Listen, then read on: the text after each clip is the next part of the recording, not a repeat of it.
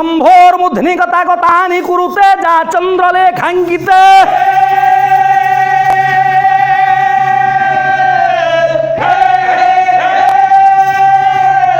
तस्य शांतनमय मुज्ज्वल जोषा स्वर्ग पगाय सुत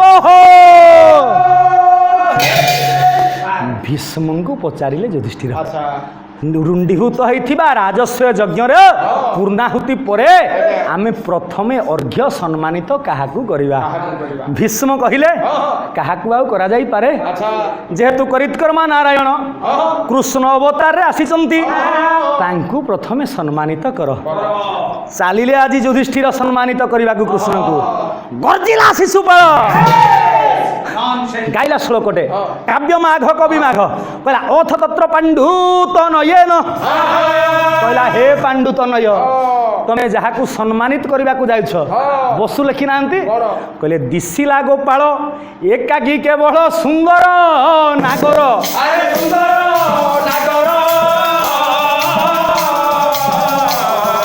पाड़रा पकंग कखारु फूल को पिटिस मादर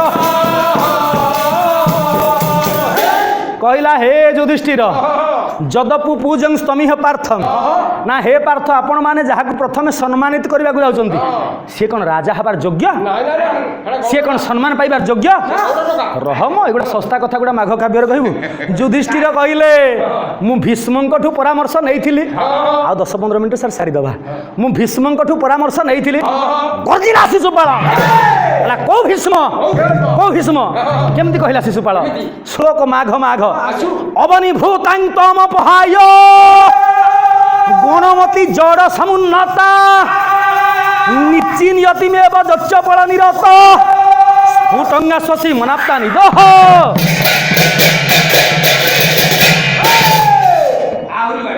कहला को भीष्म अवनि भूतां तम पहाय ता माँ हूँ गंगा गोटे नदीर प्रकृति केमिति जानिछु तेजी उच्च स्थान निम्न को गमन करे नदी गंगा पुओ हे तार बा चिंता केते चेतना केते चरित्र केते जे सीए पुणी बुझेइबो ए राजस्व यज्ञ रे प्रथमे क्या को सम्मानित करिवो भीष्म चाहिथिले सही शिशुपाल को पदानत करे दै थांते धीर स्थिर नम्र रही गले देखिदेला बेल को शिशुपाल कांधरे दुर्योधन हाथटा पड़ी दुर्योधन हाथटा जिते बड़े पड़ी भीष्मंकर मने पड़गला अतीतर कथा शांतनुंकर शौक थाए विभिन्न देवदेवी बेश धारण पूर्वक नदी कूल परिभ्रमण करने को भल पाती से दिन शिवंक बेश धरी प्रवाहित जमुना कूल परिभ्रमण करुछंती शांतनु गंगा कूल शांतनु को शिव भावी विमोहित हो गले गंगा सी मध्य उद्भासित हेले से जो तरंगायित जल मध्यरु आलंब कुंचित केश सुंदर नासिका अर्ध उलग्न जलावृत शरीर गंगा को देखी शांतनुंकर प्रेम काम रूप को नहीं गला प्रेम निवेदन कले विवाहर प्रस्ताव भी देले आर्यावर्त नारी स्वाधीनता देइथिले प्रथमे गंगा गंगा कहिले हे हस्तिनार सम्राट मु आपण को विवाह करी गोटे शर्त रे आपण जो दिन मते किछि विरुद्ध सूचक वाक्य कहिबे मते बाधिला भलिया किछि कथा कहिबे गंगारु गांगी कहिदेबे सेही दिन चली जिबी जेते बेले शांतनु गंगा को नहीं गले अंतपुरर परिचारक माने परिचारिका माने कंचुकी माने विस्मित होउथिले गंगा को देखी जने नारी सुलभ ठाणी माणी नथिला गंगा निकटरे जार मन चंचल मति चंचल गति चंचल हेले प्रतिवाद करिवो किए हस्तिनार सम्राट जाहंग प्रति आसक्त हस्तिनार सम्राट प्रति जी आसक्त तांको विरुद्ध रे स्वर बा उत्तोलन करिवो किए कहू दिन परे दिन गला एक पुत्र जन्म होइला ताकू छुरी रे देले टिचिरी आउ जले निक्षेपण सारी कहू 7टी पुओ मारिले दैवे अष्टम संतान भले जिते बड़े अष्टम संतान को 7टा पुओ को गंगा मारिकी नदी में भसई दियंती 8 नंबर पुओ को धरिकी जाउछंती शांतनु को पाटरू बाहरी पड़िला गांगी जिते बड़े गांगी बोली कहीदेले पिला को सेठी थईदेले गंगा कहले हे हस्तिनार सम्राट आपण वाक्य रक्षा करिबारे असफल हेले ए पुओ रहिला मु आसिली शांतनु पचारे हे देवी आपण चलीगले हे पुओ बंचब केमिति तार नामकरण हेनी किछि उत्सव हेनी गंगा सेठी कहले देवव्रत रे होइब व्रती सर्वमंत्र रे होइब श्रुति देवव्रती नामटी ददाती ना ता ना दौची देवव्रत ये छुआ को मु नहीं जाउची मो सैकत को मो कळ को आपण जो दिन चाहिबे पुओ को आनिबे चाली गले गंगा देवव्रत को नहीं की सेमती प्रत्येक दिन गंगा को स्मरण करती शांतनु किछि वर्ष बीती जाइछि आउ दिने सेमिति बुलुछंती जमुना उपकंठरे शांतनु सेमिति देखिले कैवर्त घर झीटीए डंगा को चहलाई पानी रे सुमधुर कंठरे संगीत गान करी करी के आसुची दृष्टि पड़ी गला गंगाधर मेहर लिखिले स्वर्गीय लतार नव कुसुमये स्वर्गीय सुसम्मानित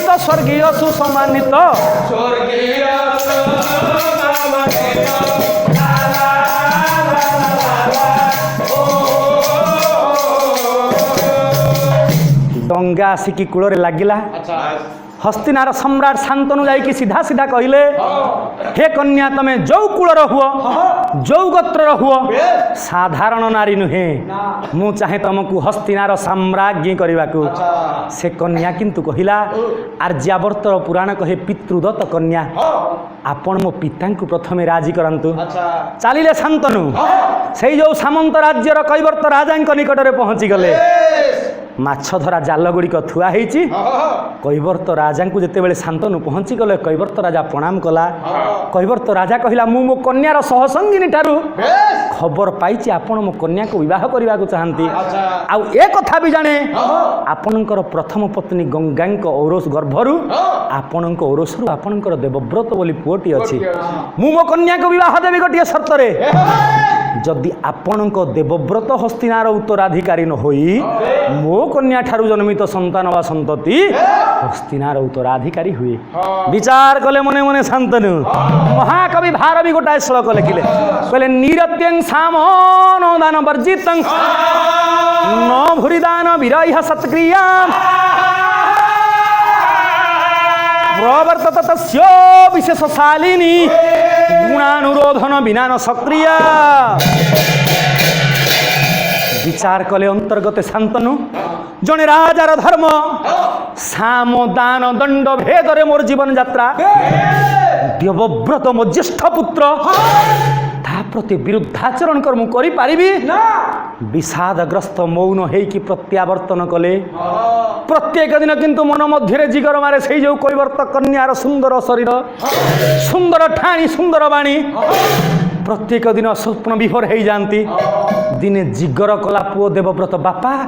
कहीं आपण एमती विषादग्रस्त अवस्था कालातिपात करुछंती आ गोटी गोटी सत्य कथा करिले बखाण जान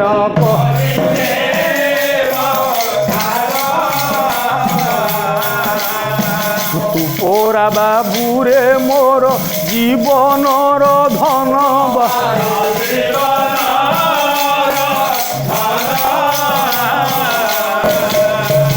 ये भारत वर्ष रे एमितिया पुओ नहीं बापांकर खुशी पाई बाहरी पड़िला देवव्रत बाप बाहाघर रे पुओ मध्यस्थी पहुंची गला से जो दास राजा दरबार रे राधानाथ राय ये नीरव गौरवे प्रहरी मालिका रे देखांती भास्वर अस्त्र विभीषिका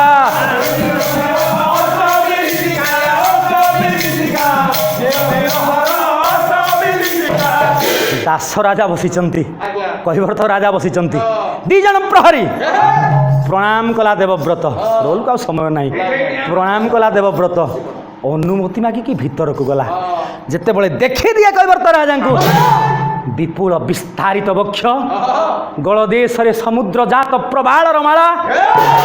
मत्स्य चिन्ह अंका थिबा पदक मत्स्य मारिबार शूल को हस्त रे धारण करिसंती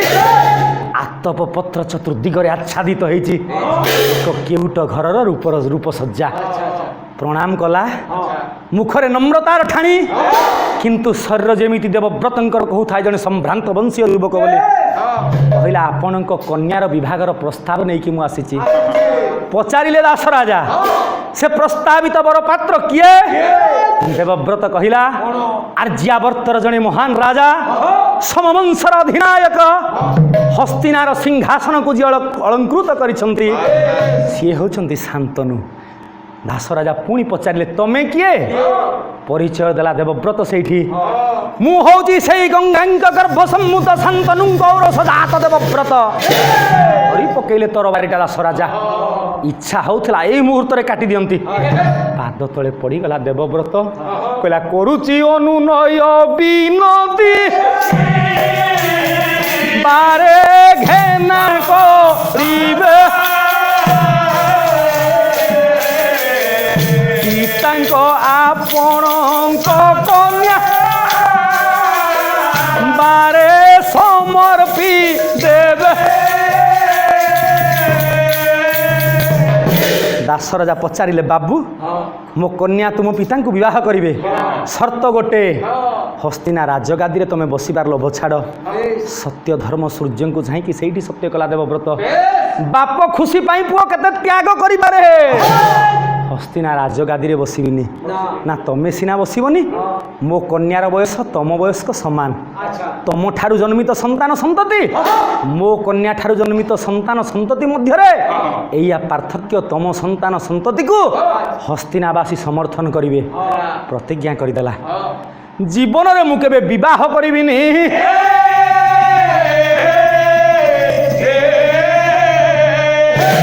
ବିବାହ କଲେ ସିନା ସନ୍ତାନ ସନ୍ତତି ହେବେ, ନା ତମେ ବିବାହ କରିବନି, ତମେ ରାଜଗାଦିରେ ବସିବନି। ତମେ ଯଦି ମୋ କନ୍ୟାର ବିରୁଦ୍ଧାଚରଣ କର, ସେଇଠି ଭୀଷ୍ମ ପୁଣି ପ୍ରତିଜ୍ଞା କଲେ ଦେବବ୍ରତ। ପ୍ରତିଜ୍ଞା କରିକି ଭୀଷ୍ମ ଉପାଧି ପାଇଲେ, ନା ଏ ସିଂହାସନରେ ରାଜଗାଦିରେ ଯିଏ ବସିବ କଦାପି ତାର ବିରୁଦ୍ଧାଚରଣ କରିବିନି। ଚାହିଁ ଦେଲା ବେଳକୁ ଶିଶୁପାଳକୁ ସେଇଠି ପଦାନତ କରାଇଥାନ୍ତେ, ଦୁର୍ଯ୍ୟୋଧନ ହାତଟା ପଡ଼ିଛି ଶିଶୁପାଳ କାନ୍ଧରେ। ଶିଶୁପାଳ ପୁଣି ଗର୍ଜିଲା, କହିଲା ରେ କୃଷ୍ଣ ପ୍ରତିପଦ କାବ୍ୟ ମାଘ, କବି ମାଘ,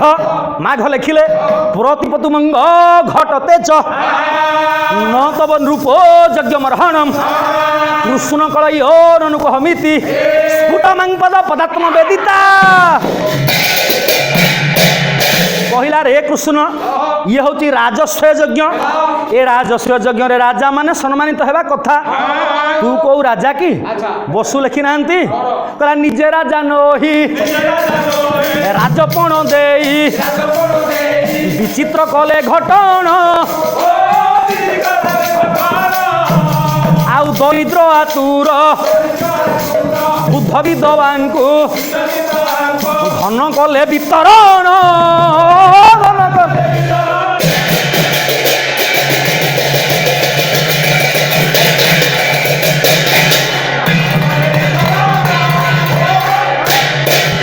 কহিলা হে কৃষ্ণ তু রাজা নুহে, নিজে রাজগাদিরে বসিলুনি, নিজে রাজা নহি রাজপণ দেই কাহিঁকি এঠাকু সম্মানিত হওয়া আসিছু। কৃষ্ণকু নিন্দা করুছি শিশুপাল,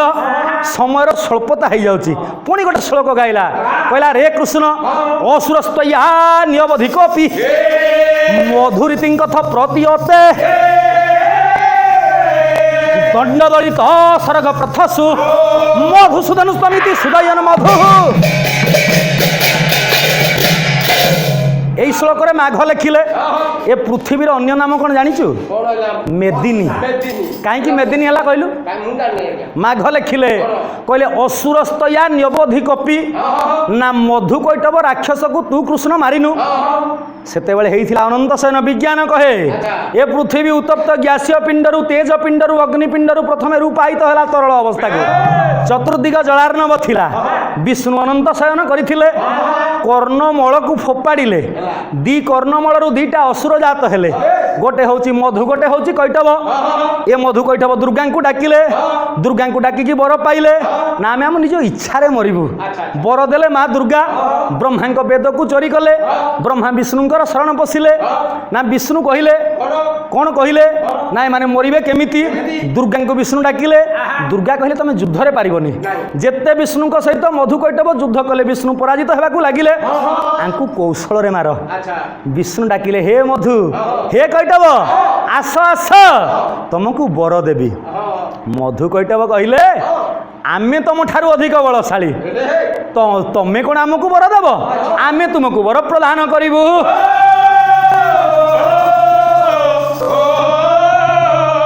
विष्णु वर मागिले मधुकैटभ को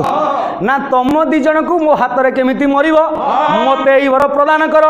मधुकैटभ कहले आमे आपण हाथ में मरिबू, किंतु जोठी मरिबू से स्थान रे जल नथिबो।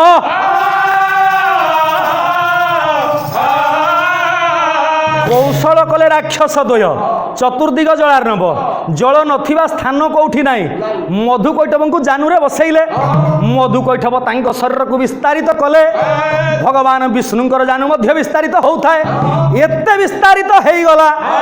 वेद कहला नमस्तनंताय सहस्रमूर्तये सहस्रपादाक्षि शिरौर्बाहवे सहस्र नाम्नी पुरुषाय शाश्वत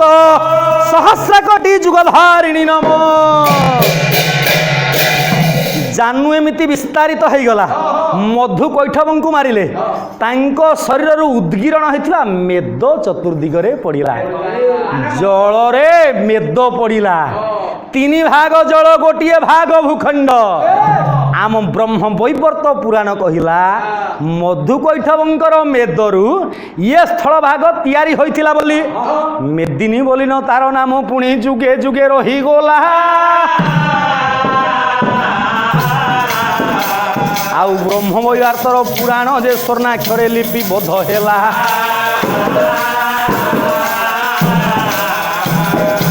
शिशुपाल पुणी कहला रे कृष्ण काव्य माघ कवि माघ कृष्ण को शिशुपाल कहूँ रे कृष्ण काव्य माघ कवि माघ कहला मुचुकुंद तल्प शरणस्य मो गधपति साति तौजस सिद्धि बल सुबल त्वर हो तोबरहिणी तनय साहचर्यत। मुचुकुंद पाखरे शरण पशिथिलु, मुचुकुंद सहीथिले, मुचुकुंद वर पाइथिले जहाकु चाहिदेबे जलिजीव। कृष्ण प्रवेश कले, पछरु गोड़ेइछि कालजवन, कालजवन प्रवेश कला, कृष्ण आत्मगोपन कले, मुचुकुंद शरीर एक चादर ढांकी देले। कालजवन भाविला एठी कृष्ण शयन करिसंती, चादर को खोलीदेला। मुचुकुंद मुनि जेतेबेले सहीथिले सी वर पाइथिले इंद्रंक ठारू जहाकु चाहिदेबे सी जलिजीव। मुचुकुंद चाहिदेले, कालजवन सेठी जलिगला।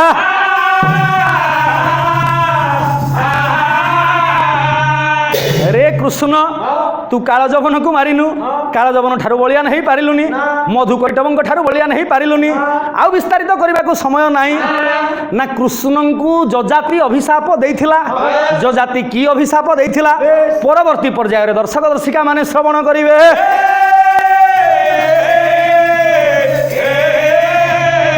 कृष्ण नीरव भाव में सहुले मने मने विचार कले ना ये मत अनेक निंदा कलानी, अनेक अपराध कलानी, अनेक पापकर्म ये शिशुपाल करिछि। कृष्ण कौन कले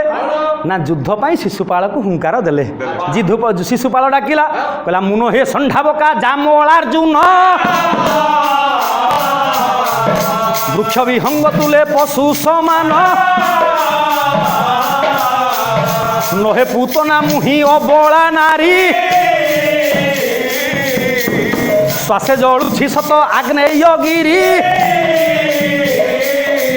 कृष्ण एवं शिशुपाल युद्ध है। माघर जो उपमा कालिदास से भार भी अर्थ गौरवम माघे सन्धि त्रय गुणा गोटे श्लोक गायबी केमितिया युद्ध है। माघ लिखे कहले जजौ एकाक्षर पाद श्लोक जजौ जो जा जी जी जा जी तम तो ती तो ता तो तू तो भाव भी भा भी भू भाबू रा रा री री री रह। संक्षिप्त रे अर्थ तू कहीं होचु ओरा ओरा माने रथारूढ़ ओई माने शत्रु रिरी माने चक्रेण चक्र आकार रे रथारूढ़ हेई सैनिक माने घेरी गले रे।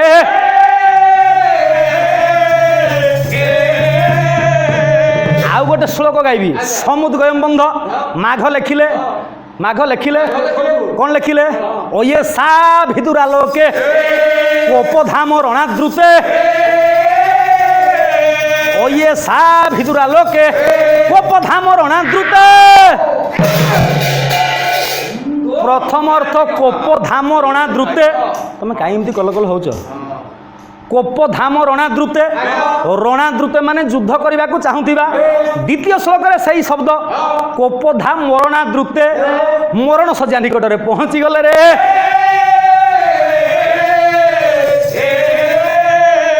आ गोटे श्लोक गाइबी माघ लिखिले प्रतिलोमानुपात कटक उल्टेले कौन हम इंग्लीश रे मैडम को उल्टेले कौन हम एका तो कहि पारनु मैडम हम ना MADM माघ लिखिले काव्य माघ कवि माघ कहले सकार ना नारकाश कायं साध दशायका रसाह बा हसार नाद बाद दबादना संक्षिप्त अर्थ नाद बाद ओल्टे दे दबा दना नाद माने ध्वनि है बाद माने कलह है नाद बाद द बादना ध्वनि वाद्य गुड़िक युद्ध वाद्य गुड़िक बाजी उठिला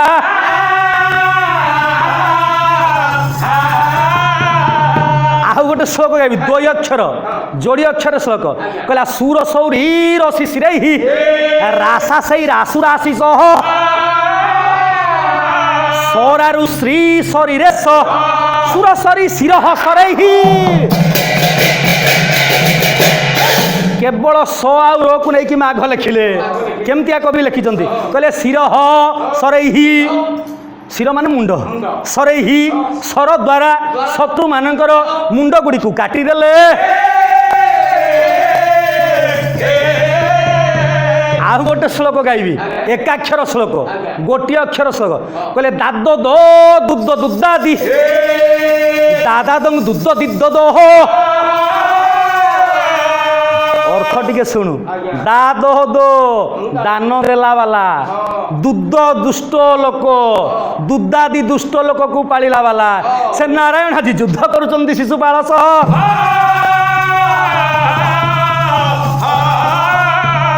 शिशुपाल भाविला युद्ध रे पारिबिनी वाक्य बाण प्रयोग कला कवि कल्पद्रुम माधव सांतरा गोटे पद सारंग सहित चक्रधर बारिक सहित समसामयिक गायक सी पद लिखिले कहला से ही कला कान्हू पुरा नाटुआ नागर नंद बेटाटा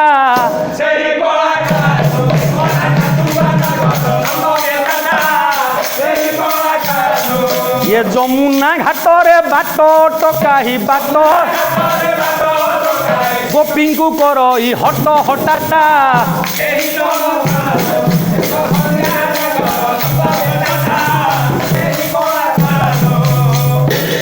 कृष्ण को वाक्य बाण प्रयोग कला शिशुपाल कृष्ण मने मने गणिले मो पीयूषी निकट में प्रतिज्ञा करी 100 अपराध तार क्षमा करदेवी किंतु 100 रु अपराध संख्या बढ़ीगला मो बापांकर इच्छा थिला यज्ञ करिवे यज्ञ घोड़ा को चोरी कला सौबीर महोत्सव देखा जाइथिला बब्रू वाहन भार्या को सेठू हरण कला लुंठन करिछि गणिदेले कृष्ण 100 रु अधिका दोष कलानी रे शिशुपाल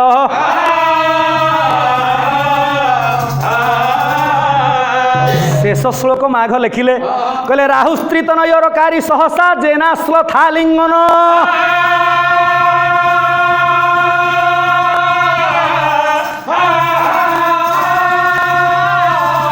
व्यापार कविन दुर्ललित कार्कस्य लक्ष्मी वृथा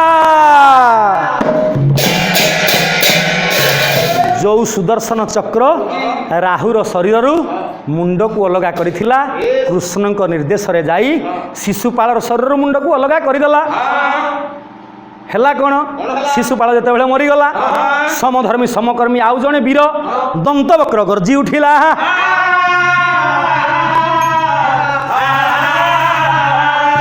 तेतया जुगरे रावणर चंद्रहास्य खड्ग जमिति उन्मुक्त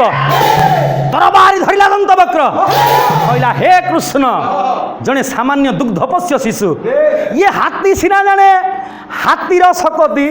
अरे सेनापति जान नीति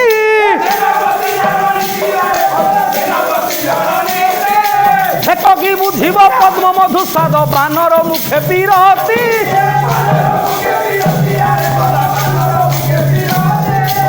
दंतवक्र युद्ध करने उद्यत है कृष्ण सुदर्शन चक्र को प्रेरण कले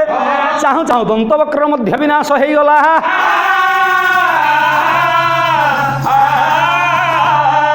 गगनरु देवता माने पुष्पवृष्टि करुथिले चतुर्दिगरु सुना जाउथिला हर नर करिपु केशव कलम सभारं हर हर नर करिपु केशव कलम सभारम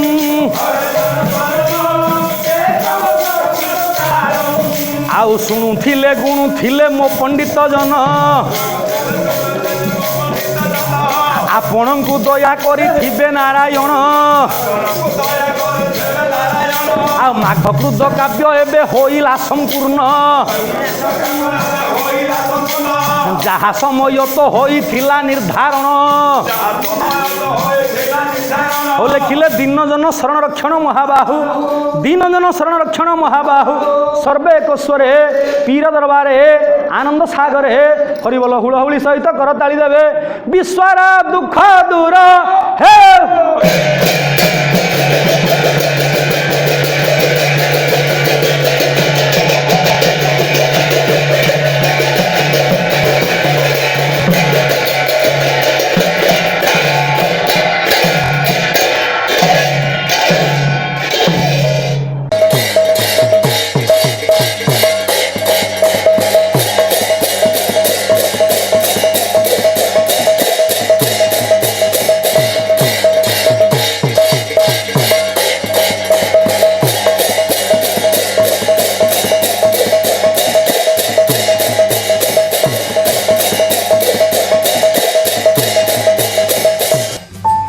अधिकरु अधिक पाला देखिबा पई आमो चैनल सब्सक्राइब करंतु।